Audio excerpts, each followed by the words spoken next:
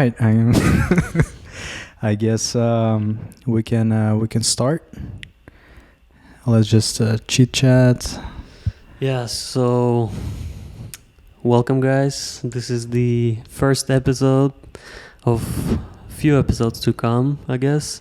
Of the podcast that we don't know the name of yet. Yeah, well, I mean, we can try to come up with like the name in the middle of the first episode, or maybe somebody's gonna suggest it in the comments. You can always change it. Like if we start the podcast on YouTube, I think we can always like change the name and all that stuff. I don't even know how it's gonna work on like the audio networks, because I think on Spotify and all those networks you need to have like a name set up before. Not even that. It's like you cannot directly go there, so you go through intermediary. I think if you go to Anchor, they can set it up for you. Got it. But I'm not sure even how it works, because we've been trying, like my friend used to record music. Me and him, we were trying to put it on Spotify, and you need to like have third party do it for you. So they don't just share like upload function to everybody. I guess they do it to like keep their system pure from all the bullshit and like becoming SoundCloud, I guess. Because SoundCloud, I mean... Yeah, you can find everything there. You can find everything there, but it's also like... a lot of trash and... I guess, so for Spotify, yeah, they need to teach their algorithm to like pick the right song for you always. Right. And so, since that's the case, they kind of need to like teach it like what kind of song it is, maybe lyrics, tags. I mean, so you're trying to say if people start uploading some shitty content with shitty content, then the algorithm would pick that up and maybe suggest you something that that's not appropriate or something. Got it. Maybe I honestly don't know what's the reason for that, but that's what I've seen, that you cannot just put everything on Spotify and just maybe I'm wrong. That's interesting. Yeah, and then I guess so. I usually listen podcasts on Spotify, and then I have Apple Music, and I remember there was the podcast app as well before on iPhones, but it's no longer available, right? They've combined everything with Apple Music, podcast app, and something under iTunes, or what's it called now? I think they changed the name too. It's not. It's something. Yeah, I think Apple Music is still a thing, right? It's still a thing? Yeah. Apple Music is still a thing. No, maybe they split it from iTunes. Yeah, they split it. Yes, they split it. iTunes. Yeah, because now they have like TV shows and movies and one app. Yeah. I think it used to be the same thing. Music is always in Apple Music, and then podcasts. I don't even know if that's still an app at all. Apple has kind of been losing the game, I think, in podcasts. So like all I hear about is Spotify deals, Spotify signs this podcaster, other podcaster. I don't really hear much about Apple anymore. And I mean, I haven't. But they weren't really. I mean, Spotify, for example, like obviously the biggest deal with Joe Rogan, right? And that's when I learned that Spotify had podcasts at all. Or maybe I heard about it, but like I never really listened to podcasts on Spotify before that. And then with Apple Music, I honestly still am not sure if they have podcasts in that app or not. But I think Apple was just not going after that market at all. I think they were. I mean, they had an app for a reason, right? So I think... Oh, yeah, that's true. So like, I mean, it's a huge company, right? So it has multiple priorities. But the fact that it had an app for it, and it was like first thing that you get on your iPhones and MacBooks, it tells you something that they probably had a big bet on it. I just don't know. Maybe their business model wasn't working for it, because like I never heard them signing somebody like some big person, right? Big person, name, big brand. Like So even actually, like the last iPhone presentation, they had podcasts like highlighted, and they actually shout out a lot of like popular Oh, really? podcasts too. Like you could see like H3 on the like on their presentation and all that stuff. So they are doing something with it. It just they're not making that much noise. I mean, Apple haven't really been making like that kind of noise. I think I don't know. Like, what do you think about their marketing? Like, it's more of a brand. They're not trying to promote anybody really. They're trying to promote like the brand, keep the brand name. Yeah, Because I think guess. so. The problem for Apple is that they have a big like equity in their brand name, and so for them to attach some like somebody's name to their brand like explicitly would mean like potential like a big exposure to like it would become a big threat. Cannibalization, kind of. No, not even that. Like if somebody fucks up royally under their brand, like imagine Apple would sign up like Joe Rogan, right? And then that N-word allegations, alt-right allegations come out, and then which is what happened with Spotify. Spotify. Yeah. So in that case, what would Apple do? Risk. Like Yeah. that's a risk for their brand, and their brand is too big to risk, I guess. So like, and it's not the brand of free speech, let's say. So maybe Spotify can play that game, and they can claim that they're a free speech platform. They are allowing new people to like succeed and tell whatever story they like. Apple is not really that. So like, okay, a quick reset. Our lights went down, and yeah, first episodes are. I think we're still learning. Yeah, guys, for the first 10 episodes, I bet we're gonna keep having those problems, but stick with us, and, which is fine. Yeah, where did we drop? I think you were talking about the brand like the fact that Apple does not want to attach anyone else who can carry additional risk to the brand. Yeah. So. So for them signing like a big name, and like what kind of things are big right now, right? So like right now, what things that are big are politics. That's definitely politics. Yeah, economical situation as well. That's political too, right? Because like whatever left's gonna say, right's gonna say different, and then like Apple will have to like pick or censor somebody, right?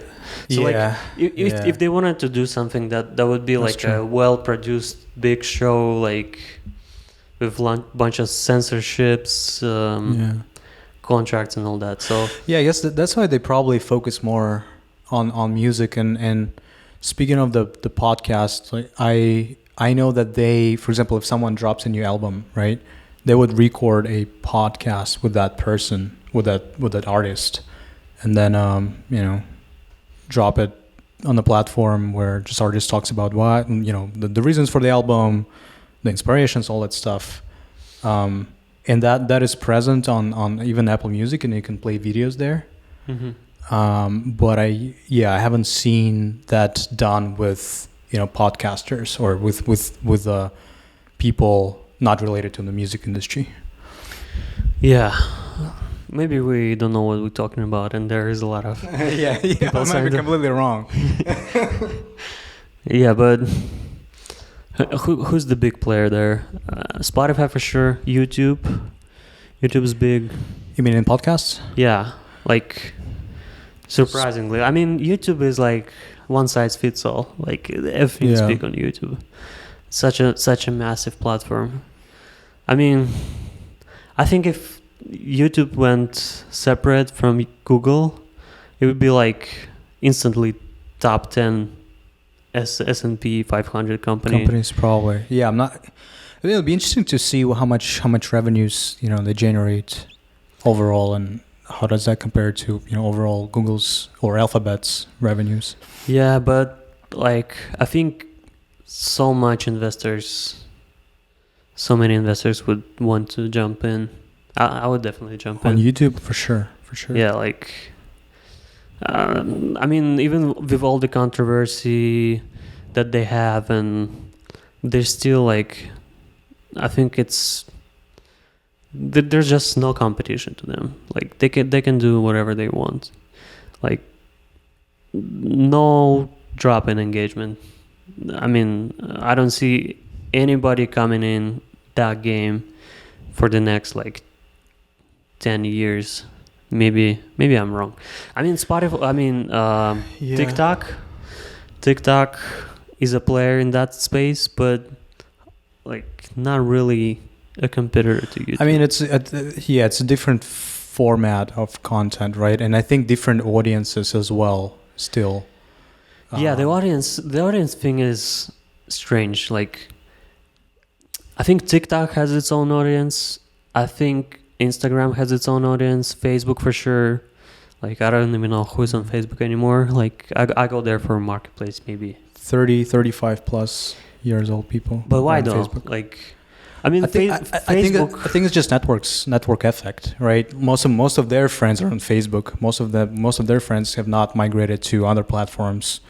They might be on Instagram or I don't know, maybe. But it also feels like the younger people are leaving. It's not like are not living. No, they are leaving Facebook. Yeah. No, younger people. Yeah, for sure. So, I think they're still tied up to Facebook. Especially if they are trying to monetize their, any other social platforms that are owned by Facebook, then they have to go to Facebook and kind of manage that whole situation there. But other than that, yeah, I agree. They are leaving Facebook.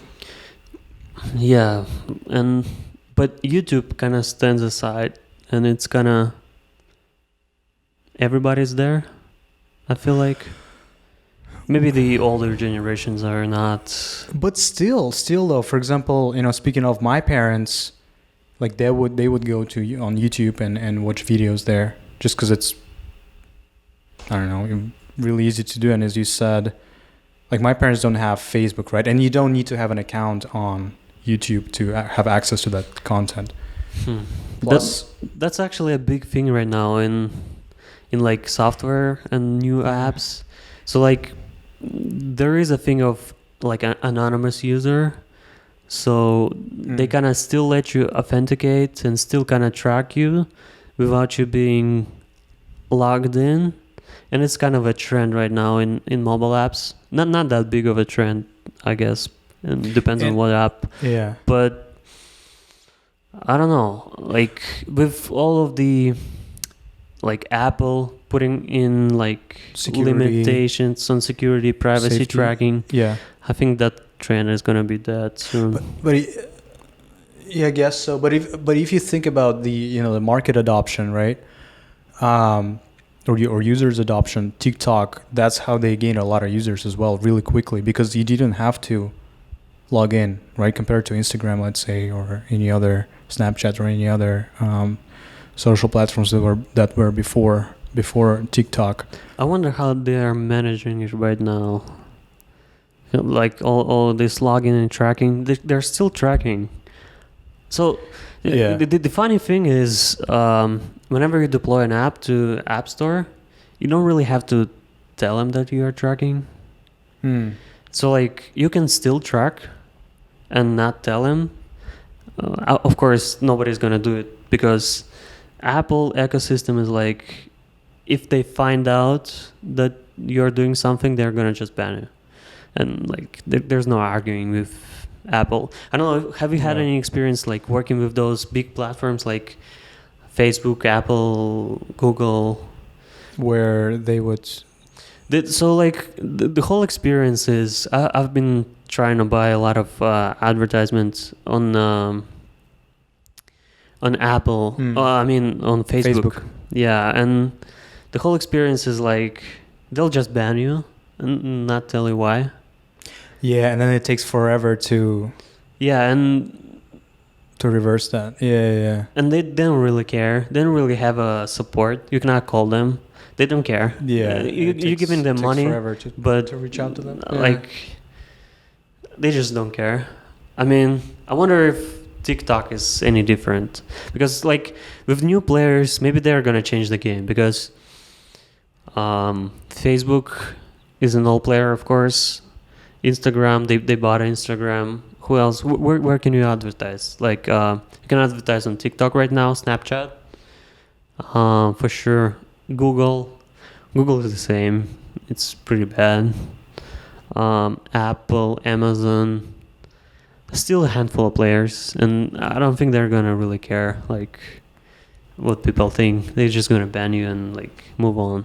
Even apps like I think on Apple, they recently made a new policy where they used to charge 30% of all your revenues to themselves if you're selling like an app experience, like in-app experience. Oh yeah, it's a 30% commission rate, right? Yeah, 30% tax or whatever they call it. That's crazy. Yeah, and that's on revenue, right? So you have to like deduct that from the top line and then figure out how you're gonna spend the rest, and then what's left for you. What's gonna be the bottom line? Yeah. But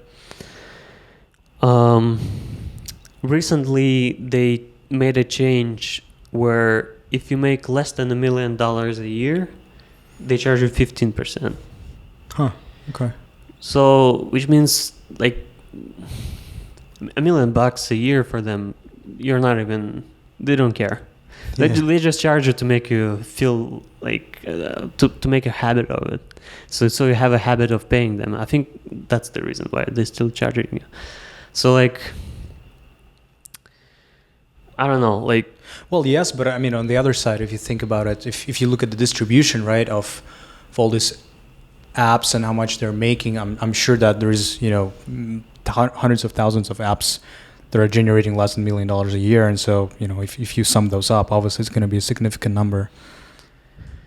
It is going to be, but how much different it is from like Netflix, right? So like you can sum them all up, and then Netflix is still bigger. I think it's that kind of a difference. Like those big players, they're like the big chunks of the money. Wait, what's the reference to Netflix exactly? You're comparing the revenues. The revenues. I mean, right now Netflix doesn't even like put any revenues through Apple Store. So like you cannot buy a subscription on Netflix. Oh, that's okay. Yeah. But I wonder like what percentage would be any good for Netflix. Like if they made it 15%, would Netflix come back? I don't know. Maybe it makes sense because like many... Netflix is now not available in App Store? It is available on App Store. You cannot buy a subscription. You can't buy a subscription. You have to go to the website. Yeah. And then the other thing is you cannot, in your apps, you cannot suggest for people to go buy the website. Oh, so they have to figure it out.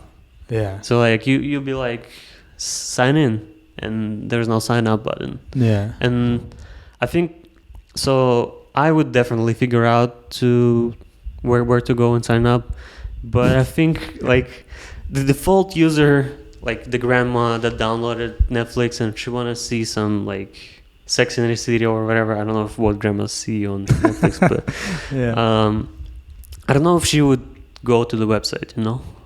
Type in Netflix.com. Yeah, but should probably call her kids or grandkids, right? I don't know. I mean, no, I see what you're saying. There's some friction points for sure. Yeah. Right? So how much is this friction? Is that worth 15%? I think maybe it is. Is that worth 30%?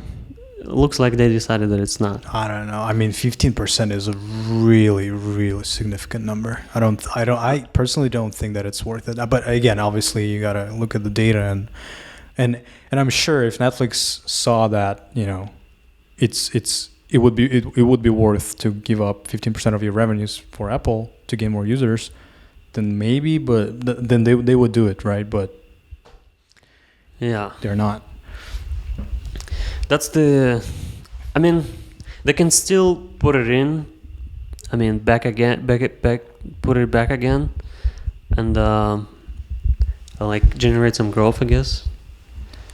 Like they could just put in the same subscription that they used to have, not mark it up for Apple tax, and they probably could generate like growth for like to show investors, oh, we're still growing, because I think I see. In I think terms they of had users, yeah. But you still have to. You see, like you still have to show the growth in revenues as well, like versus users. revenues will grow, just the bottom line will go down, right? Yeah, the bottom line will go down, but also, there are obviously different metrics, and one of them is, R ARPU, whatever it's called, right? ARPU, PARPU. There's this whole different. ARPU stands for average revenue per user, and then there's some skewed ones and weighted metrics. So you have to look at those metrics as well, right? At revenues per user, and that's why they are marking up the prices right now to show that. But do people really care about those metrics? I mean, Investors? Obviously, like big investors do care. How much of the investors are institutions against, like retail? Like, if you tell me you're growing, I mean, I don't really look for. Yeah. No, the majority for sure. Yeah. Probably like more than 80%, I would say. Even I'd say probably institutions don't care either, as long as they can sell it to their LPs that, okay, we invested in Netflix, it's growing their user base fast. They don't care. They don't ask those questions. No, I think you would still care, because obviously you're looking at this data and at statistics, and if the data tells you that if this metric is not reaching this, let's say, benchmarks, right, then the stock is not going to perform as well as if this metrics grew by a certain percentage. So you would still look at this, but that's if you look at the fundamentals of the business, right? Who really looks at the fundamentals of the business? Really, I mean, of course, you can dig in and find a bunch of metrics. Look, I think it depends on what kind of business you talk about. Obviously, with tech, it is very different, because tech outperforms every other industry, and they've been around probably, since not so long around, right? And then if we're talking about industrials, or I don't know, some chemical elements production, I don't know, some natural resources, if we talk about steel production, all of that stuff, obviously, the metrics there are important, and fundamentals are really important, because that industry has been figured out already. So like you can judge by the numbers. With tech, since it's a newer industry, and since it's all built on like recurring revenues, and it's more difficult, and it's still, again, it's not nascent, but it's still a newer industry. So yeah, how did we end up at Netflix? we were talking about the revenues per commission rate that Apple is charging, and then before that I wonder if yeah. I wonder what's the take rate for podcasts, right? So how really does Apple make their money on podcasts? Apple Music subscription fee? They don't have advertisers, right? Do they? Ads on Apple Music? No, they don't. So it's subscription fee. I wonder how they calculate, like what to give to the that artists. Actually I have no idea, because I'm curious. I was curious to learn more about that as well. How much do artists actually make, out of that $5 per month or $9.99 per month? How does that get distributed?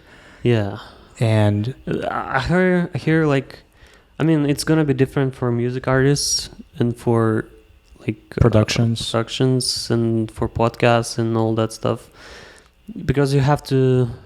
For music artists, you pay the right owner, right? And they can set up any rate for you. And then what does it, like, I wonder like, how would they calculate the payouts per user probably a lot of hardcore formulas and stuff like that. Data, yeah, no, Yeah, for sure. but I hear that YouTube is just gonna show the ad on your um on your Content. content, that and then it's just gonna give you half of what it makes. Really? Yeah, I think that's the formula. I'm not sure if I'm right, but that's what I heard. Like, it's Interesting. half, and then the other half is just for them, I guess. And then it all gonna depend on like who is advertising, how much are they willing to spend on you, like how much has got allocated, how many ads did you put in, and Yeah, it's all based on that. It's interesting. I think with Apple Music and with all the streaming platforms, right? It's based on volume, right? Of how many plays each artist had in a particular timeline, let's say in a month or. So what I wonder is like, let's say I listen for podcasts on Apple Music, and only happen to listen to one podcast, our podcast, of course. And then in that case, like, I only listen to this podcast. Maybe, like, is it gonna be per view, or is just this person's money is gonna be allocated? No, I think I know. Yeah, so how the subscription fee is gonna get distributed, right? I think you're still, like, on average, it's probably gonna be a couple of cents per view or per listen per That'd be play. more fair, right? Yeah, I think so, and I know that's how Spotify works, right? You, on average, I think the artists only earn a couple of cents, or maybe probably less than 10 cents for sure, and that's how they make money. And obviously, they make a lot of money on volume, but there is so many intermediaries in between that artists are not making enough money, right? And that's why there has been a and I don't know if we want to go to that topic, but like, for example, NFTs for music, specific music use case, that's where there's a lot of value. But I guess going back to that topic real quick of the subscription fee, what you've mentioned, I think that's what Medium. It's the model that Medium employs.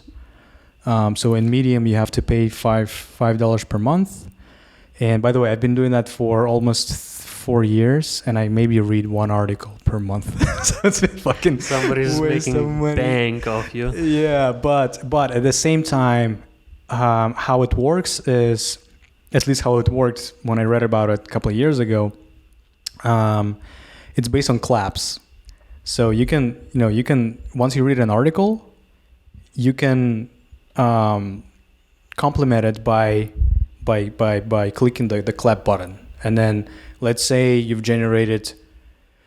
over a month you've generated 1,000 claps. Let's say you read like 10 articles, and depending on your claps, your $5 fee will be distributed between those authors.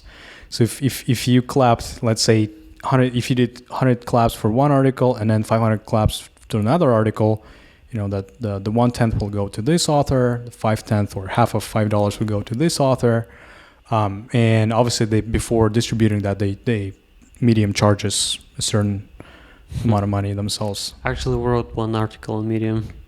You wrote an article on Medium? Yeah, 2 years ago. It was titled something like "How to Get a Job as a Software Engineer" or something like that, or "How to Become a Software Engineer 3 Ways," or some stupid stuff like that. And did you get paid? I think I made like 20 cents. Nice. Yeah. Like 20 viewers maybe. So like it was pretty good, I guess. If you get paid 1 cent a viewer, that's actually decent if you can generate enough traffic, I guess. But no, I was gonna say, if you got paid per viewer, then yeah, it is another model then, right? or was it based on claps? I don't know what it was based on. Just I could see the viewers, I could see the money I'm Gotcha. making. I was just making sense of it, but yeah, just it didn't pick up. And writing is not my thing, as well as speaking too. But here we are. What is your thing?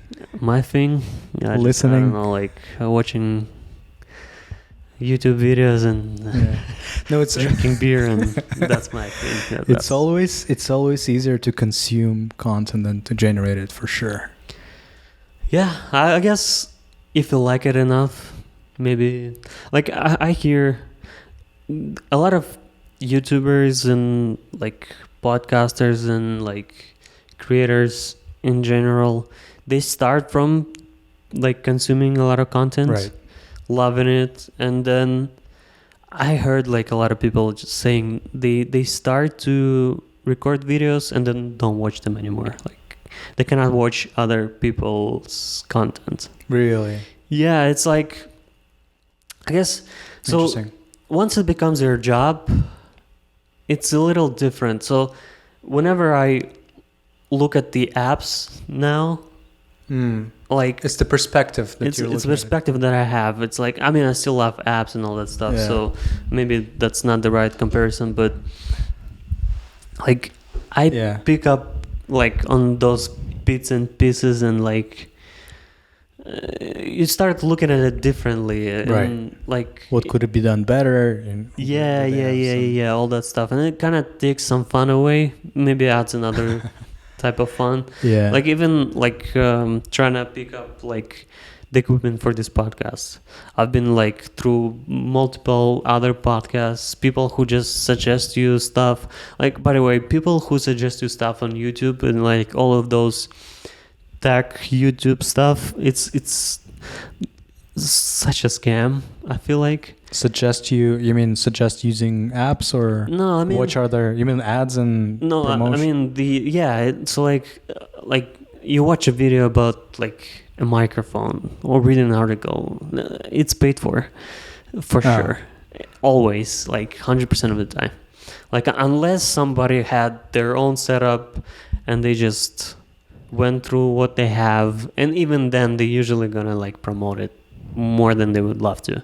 Like for example, if this company, sure, they would pay us to like promote their mics, we would just, yes, there is other like Audio Technica and all the other Blue Brands. other brands that might be as good, but you're just gonna say this is the best, just buy this.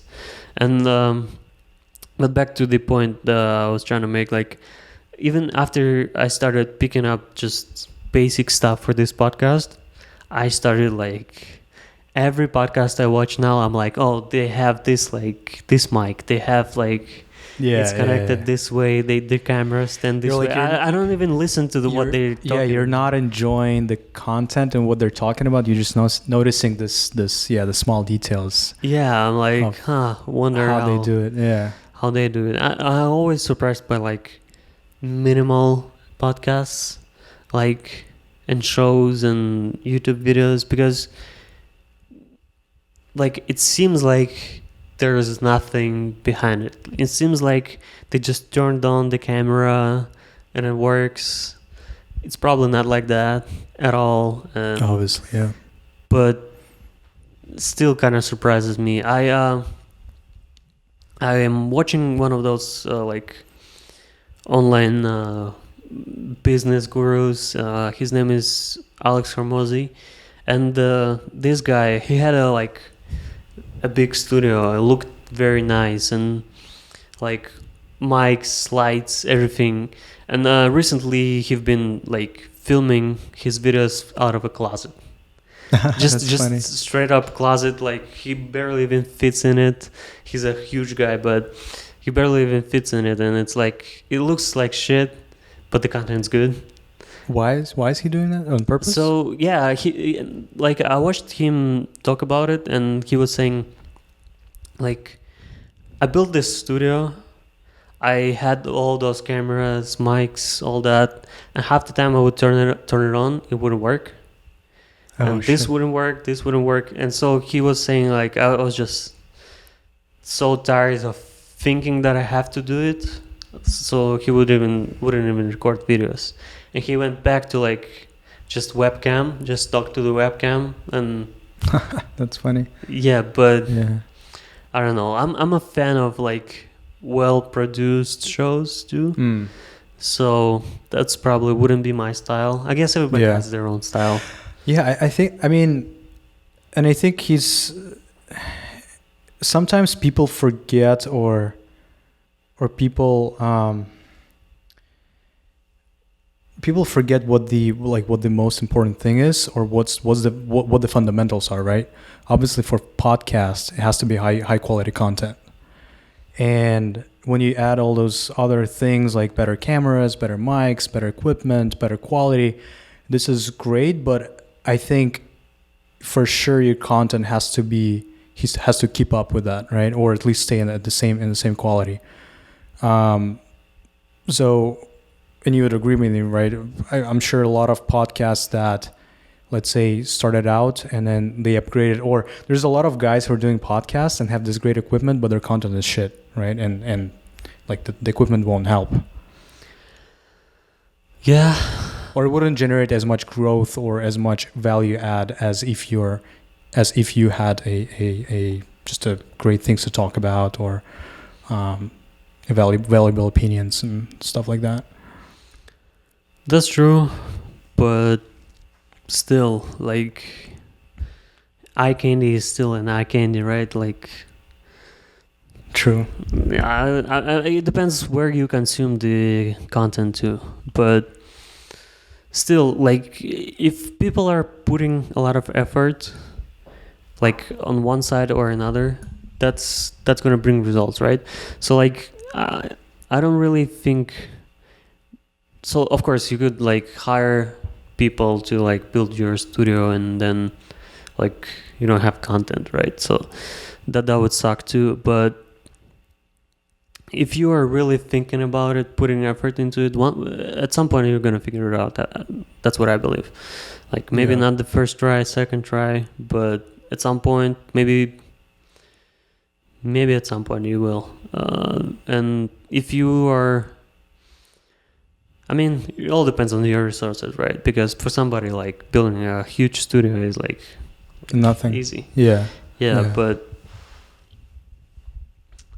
I definitely prefer like great looking setups and all that.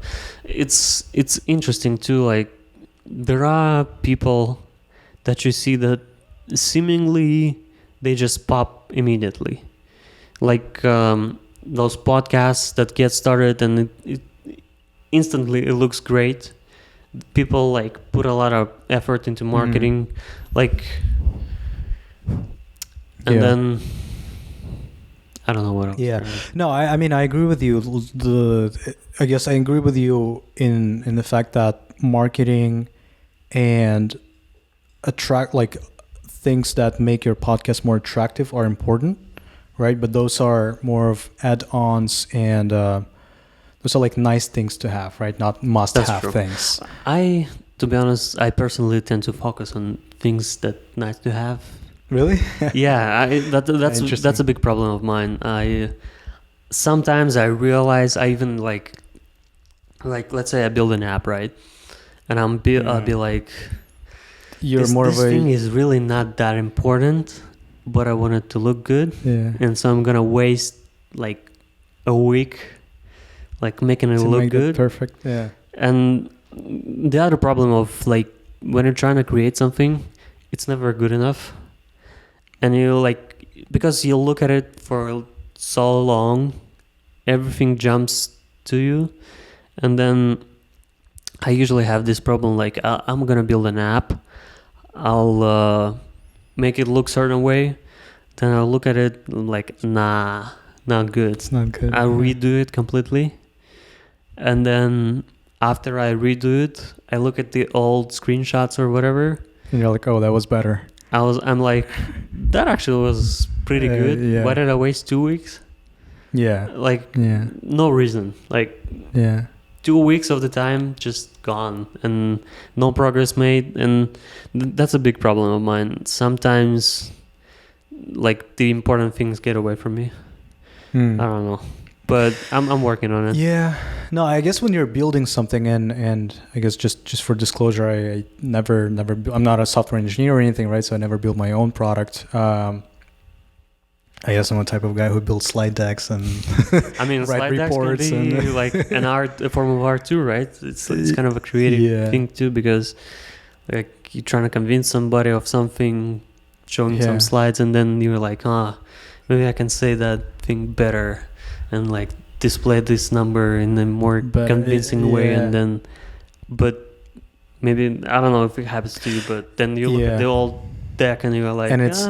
There's actually and I think and I don't know if there's official statistics around that, but usually what happens is, you will do 15-20 iterations of a slide deck, and then you go back to like let's say the second and third version, you're like, oh, actually it looked really good. So yes, and also I think it depends on. You have to see the time and effort that you put in, and the return that you're getting out of it, right? So if it's incremental, if you put in 50% more time than you should have, but you've only gotten a 2% out of that, then obviously it doesn't make sense to spend too much time on it. But your internal and like inner feelings, they're like, oh shit, it has to be perfect. I have to make it perfect. That's exactly the thing that is kind of hard to decide, because when you're close to the process, when you're like, you touching it, you changing it, like when you're in it, you cannot really like be objective, step aside and be objective and be like, oh, I'm spending 50% more time on this and it's just 2% increase, which most of the time it is. But sometimes I'd argue that those 2% matter a lot too. So for me, I'm like, when I build something, I'm visual, and I really wonder how much of the success in like software and apps is due to like visual part of it, like consumer apps for sure, right? Because business, I think, doesn't really. It's about functionality. Yeah, even then, still there is a place where you can, I don't know, even though like in those cases it's not 2% difference. Like if you look at I always put it as an example, Stripe, and Stripe's documentation and dashboards as like the top-notch product. Like you go to Stripe documentation, everything is super clear, easy, you understand how to do it. If you don't, like, you can figure it out there. It's very close to the truth. It's pretty intuitive, yes. But if you'd go to like a competitor's, I don't want to call names, but if you go there, it's like, it's your guess, like what to do now. Like, it's crazy. Like how, like even in enterprise software like Stripe, it's like, couldn't be more enterprise payments, right? Even their like design and all that thoughtfulness in that area. And so like Coinbase maybe and other exchanges, Coinbase is by far the most superior, I think, in the United States, and their design is just so good. They're making like crypto accessible to most people. The app is shitty, like the functionality is actually not that good. Like there's so much limitations to Coinbase compared to other like exchanges, but it's so easy to use. Yeah, it's very simple. I agree. Yeah, and then and I think that's also why Apple is such a successful company, right? Because that's their mission. Well, I don't know exactly what their mission statement is, but they are all about simplicity and intuitiveness, and obviously that's why switching to Android or any other OS systems, it's freaking hard. But I think, and I mean, I agree with you in a sense that with big companies, I think the importance of having that intuitiveness or simpleness is important. But when you're building your own product and you're just starting out, like trying to perfect those things in early stage, it's not. I mean, it's not a waste of time, but it's not an efficient use of time, just because there will be so many more iterations after that, right? And like users are gonna determine what works best. So like you're gonna make those changes anyways, and that's why you gotta fail quickly, right? In the early stage. You kind of do. It all depends also on like what kind of app you're trying to build. So like there was Venmo, right? Venmo is pretty old. And it looks like shit still. I think so, at least. It's simple though. It's very simple. But the Cash App, it looks great, but I cannot use it.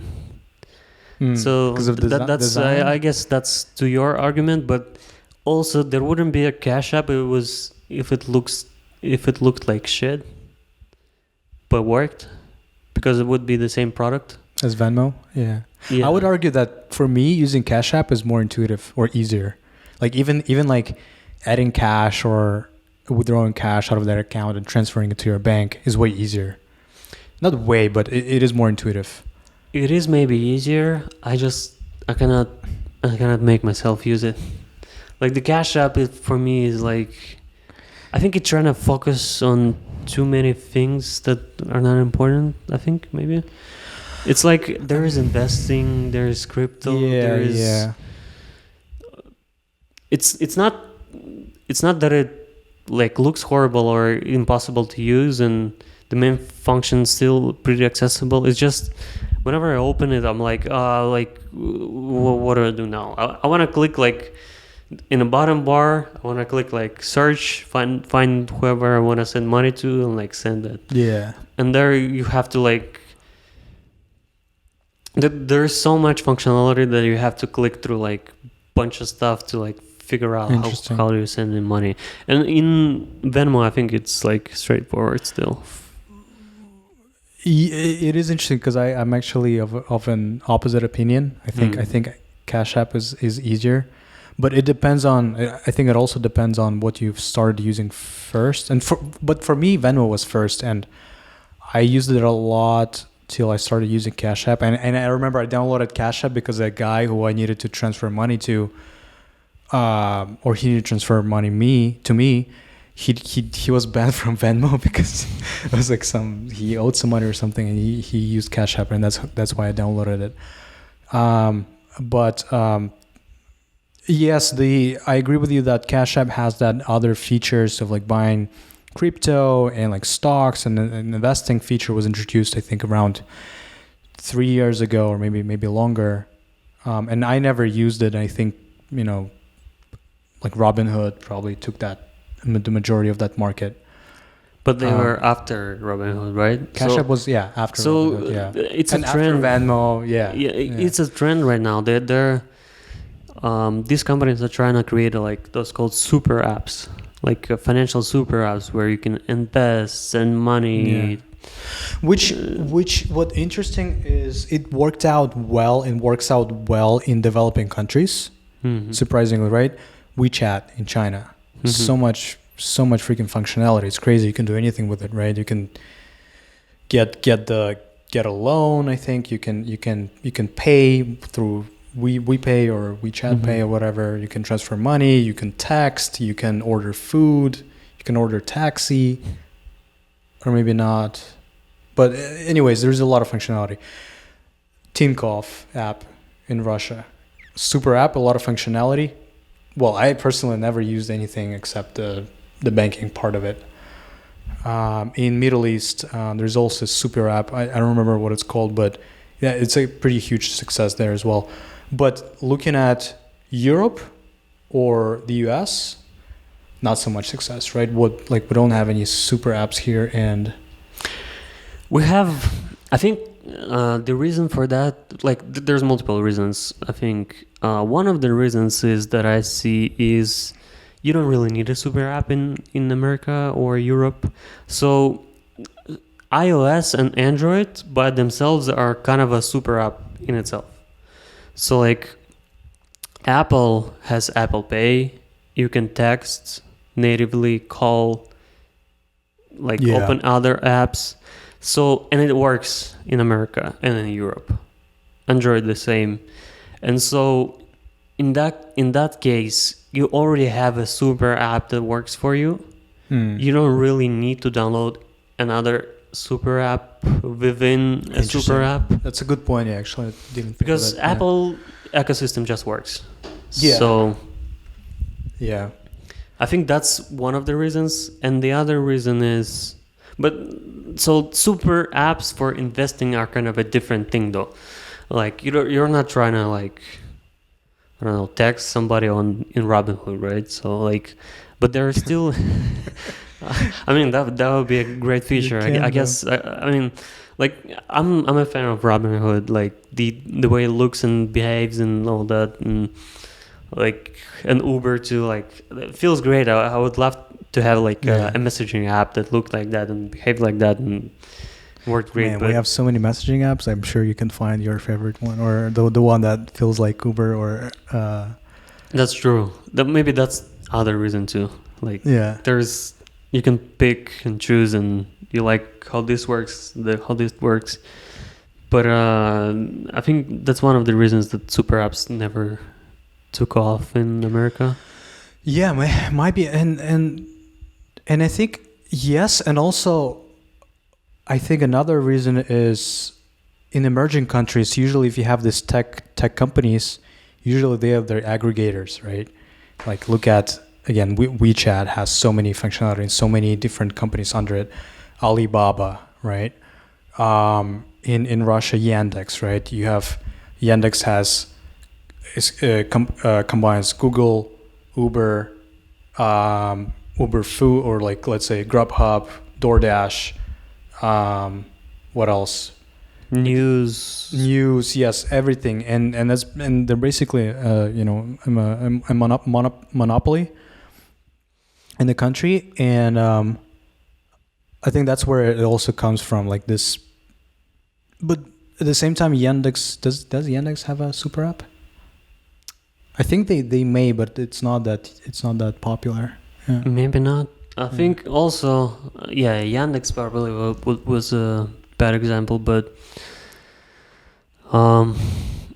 in America, we still aggregate apps too. Like Google has everything you listed. A bunch of, but you can't order.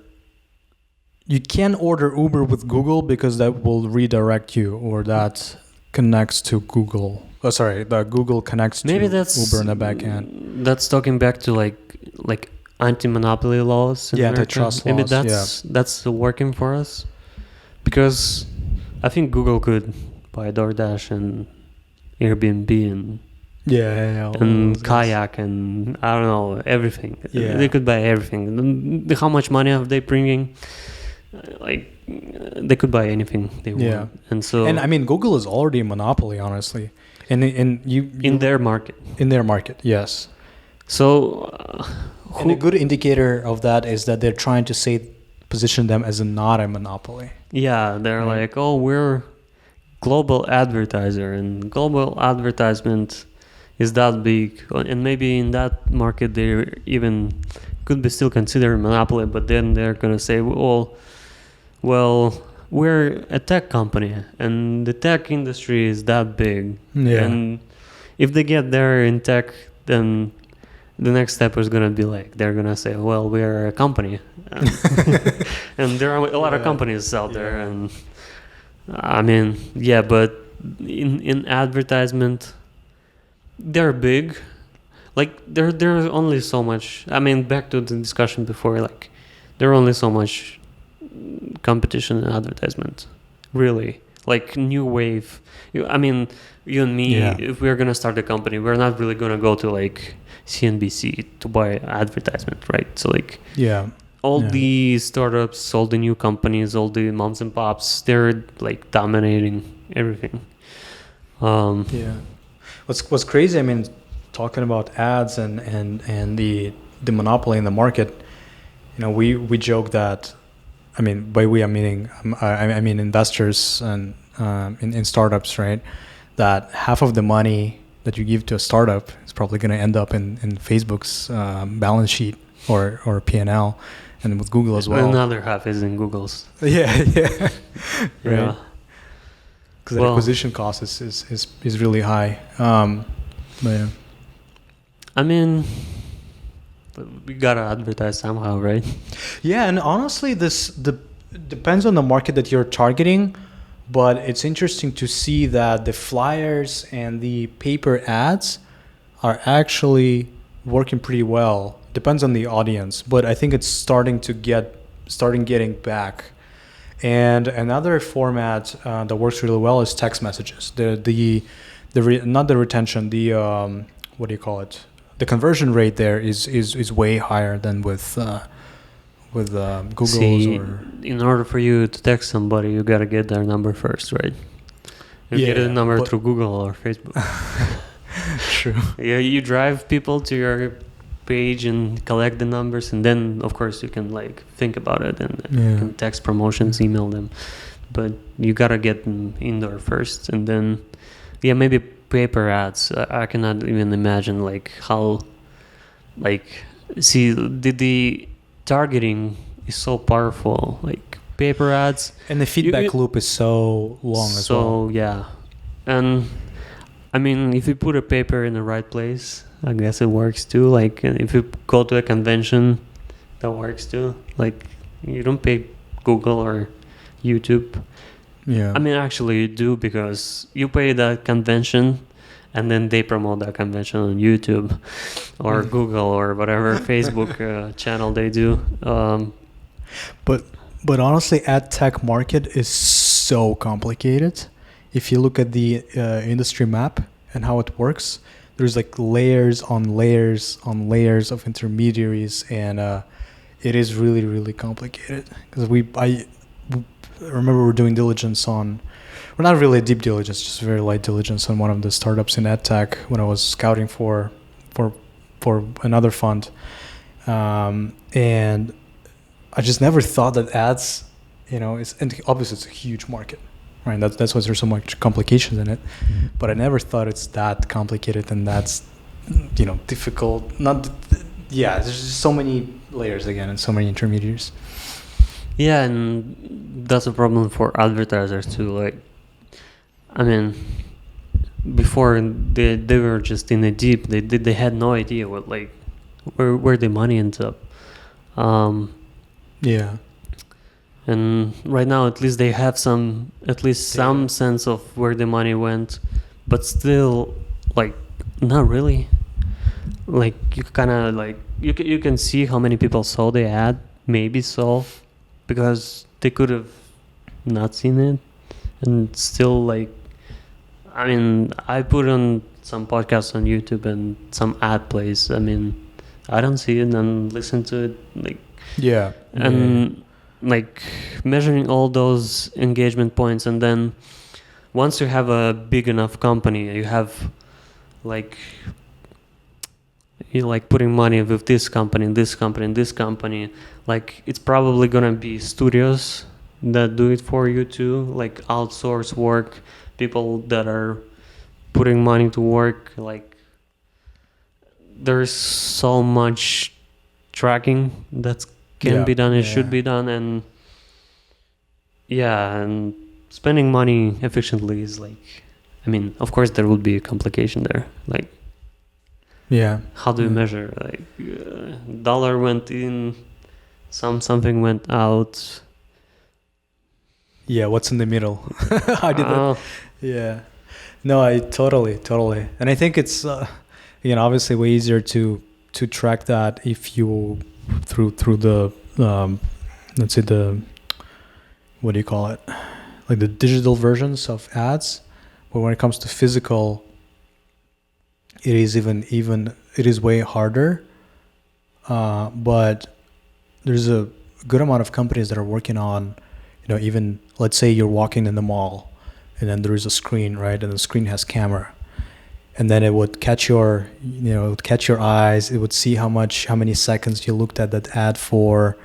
It would, and then it would try to. Then there is like, companies start putting in, this people in the screens, or the projections of people in the screens that would like wave at you and try to attract your attention to tell more about this stuff.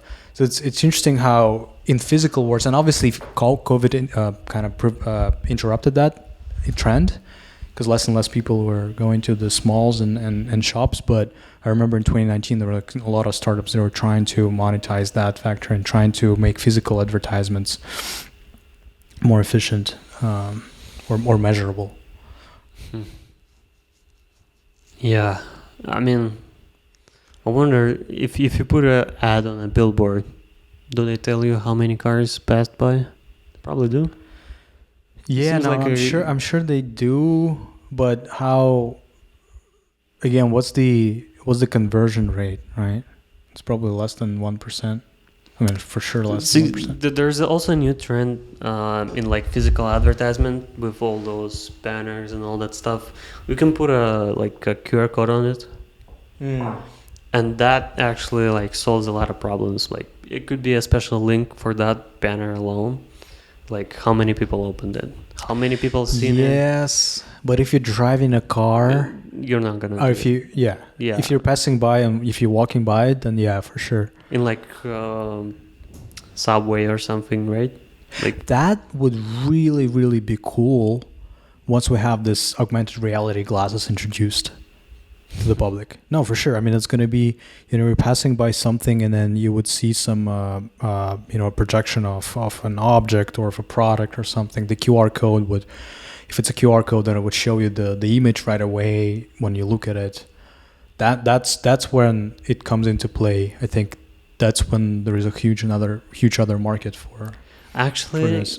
You're talking about that today. I mean, a girl, she was telling me she's done a marketing for a startup. So what they do, it's an AR startup. So what they do is they put in their apps. I don't know exactly how it works. She done marketing for it, but so like you go to a place, there is it's set up in their database. When you put the camera towards that place, it's gonna show you some 3D stuff, and you can film it and you can make selfies with it, and it's cool, whatever. Wait, say it again. How do you get this 3D stuff? So let's say there is I have a like ice cream shop, right? Yeah. I go to this startup and I tell them like, okay, let's put a interesting 3D model in front of it. So like when people come in with their iPhones, they whip out their iPhones with some app, and they can make selfies and photos. Right. Like in front of it and drive some traffic to it through Instagram and stuff. And so you don't even have to have QR code. You just have to encode it through some within the app. Right? Yeah, and maybe like that's cool. Once those like AR glasses go next gen, maybe that could become a layer within them. And for sure, yeah, and absolutely, and I think it's going to be to that extent where you're just driving by something, a building, and then on top of the building will be like a rotating brand sign, right? Or things like that. It's going to be everywhere. Let's say if you're using like a Google Maps or something. Yeah, that sounds like a Blade Runner utopia.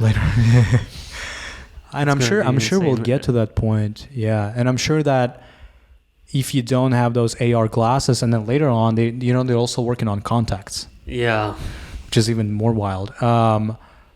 If you don't have those, you'll be like left out. It would be like not having a phone. And at that point, honestly, we're probably not gonna have phones. I still gonna think we're gonna have phones. Like we would.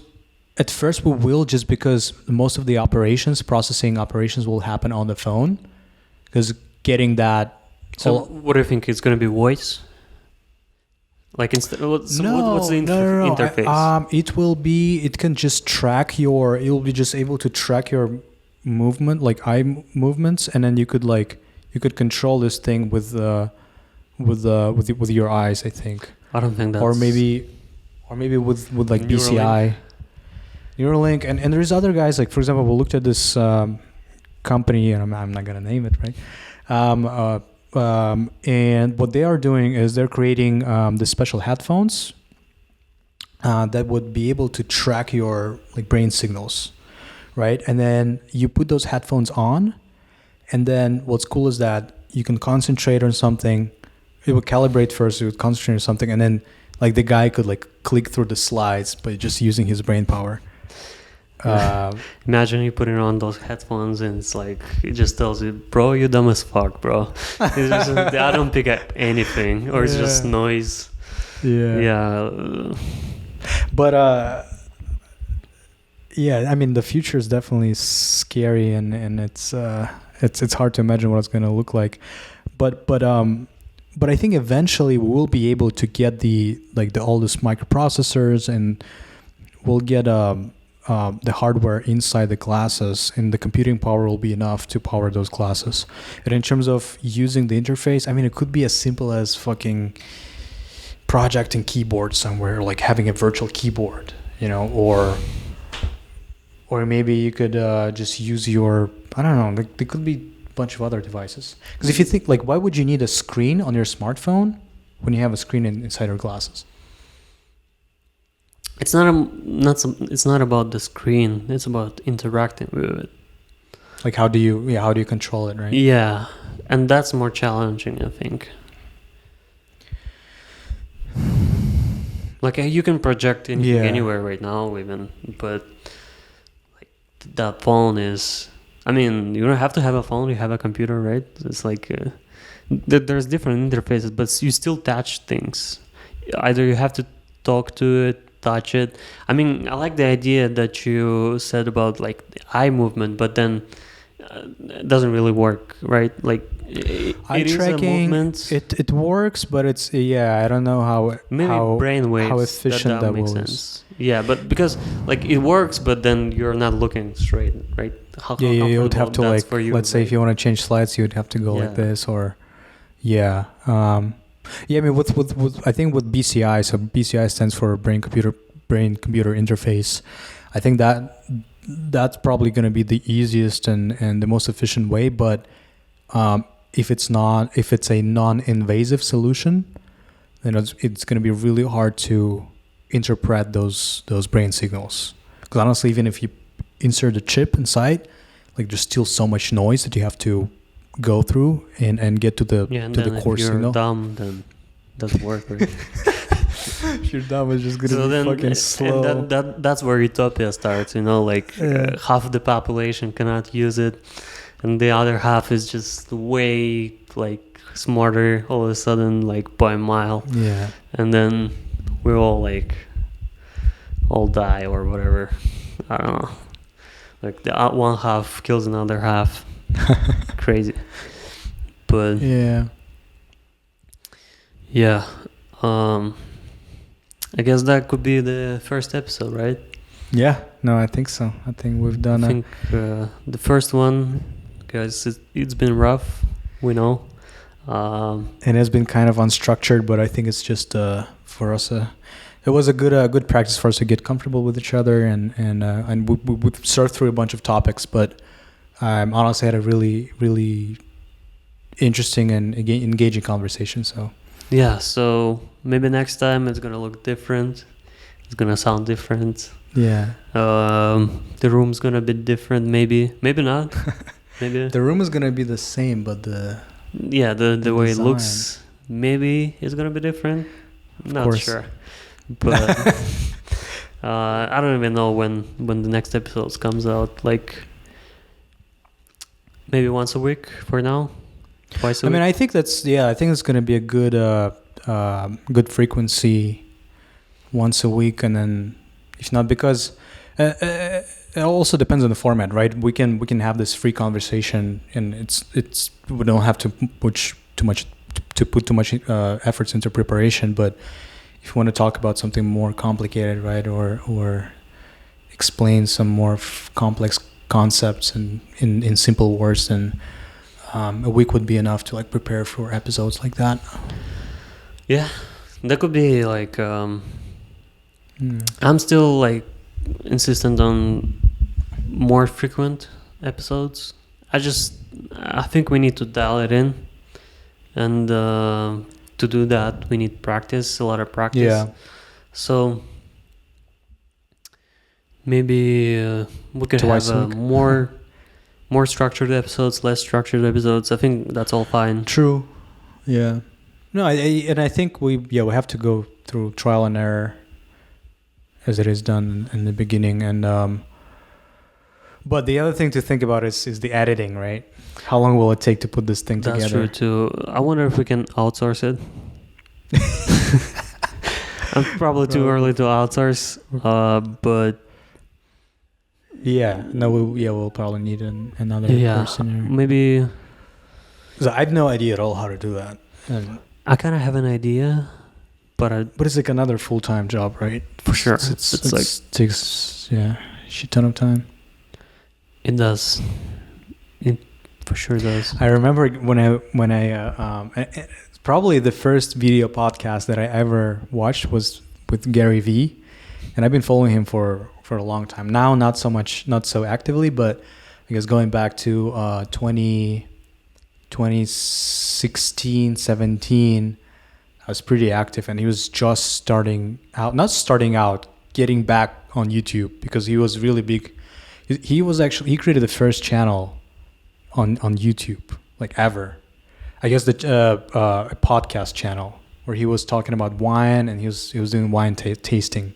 And I don't know if you knew of that the whole point of that podcast was he would taste the wine and he would compare it with like different like stupid things. Like he would say, for example, this wine tastes like a wooden table mixed with goat's breath, or like freaking unwashed t-shirt, or you like smell and like taste all this different kind of, and that's where the whole engagement was. And then it grew pretty big, and then he transitioned to another platform, from YouTube to like a startup, and they paid him an equity. They told him, okay, you have have a good amount of followers, so you're a trendy guy, we'll give you a bunch of stock, come and make content on our platform. And he did, and it was a huge mistake, because all the eyeballs were still on YouTube, and he left the platform. And so he wasn't that big then. So like, I think in Joe Rogan's case, no, and the thing is, at that time there were no podcasters. It was just completely new format. I'm sorry, not video podcast. No video podcast. So that was an interesting use case. But I guess going back to the time when he got back on YouTube, he was putting out videos every day. He called it Daily V, and so he would shoot a video, and then that night his video editors would like edit his whole day. So what he was doing, he was just filming his whole day, and then he would cut the highlights of the day out and then put them together, make it into a video. And they were doing it every day for a year, which is insane. Yeah, but we gotta have a team for that. Yeah, no, obviously. But imagine how. Like, I mean, it's pretty even ballsy. with all those like YouTubers that got super big, at some point they were doing content every day. Like even Jake Paul, it's every day, bro. Like. Yeah, and I guess they that's what they say, right? They say don't prepare too much and concentrate on one thing, and because what you think is gonna blow up, it's completely wrong. It is completely uncorrelated with what actually gonna go viral. Because you can produce some random ass video and it will go viral, and you'll never think that it would. That's fair.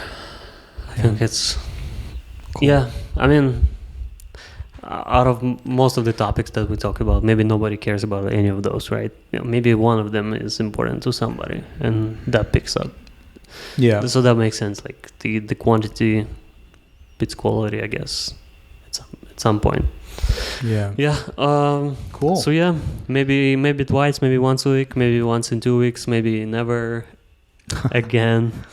We'll see you guys, and subscribe, I guess. Follow the unnamed podcast. Yeah, we'll name it. Maybe we'll come up with maybe something. you already know how we named that beast. Hopefully it's not too imbeciles. I mean, it's a catchy name. Cool. Okay. All right. Yeah. Thanks everyone. Thanks, Thanks, man.